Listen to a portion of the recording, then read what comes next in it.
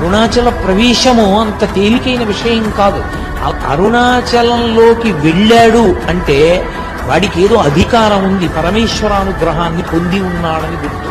అరుణాచలం వెళ్ళి అడగని వాడిది పాపం తప్ప, అరుణాచలం వెళ్ళినటువంటి వాడికి, అరుణాచలం వెళ్ళి ప్రార్థించిన వాడికి సాధారణంగా కోరిక తీరకపోవడం అన్నది ఉండదు. అంత పరమపావనమైనటువంటి క్షేత్రము ఆ అరుణాచల క్షేత్రం.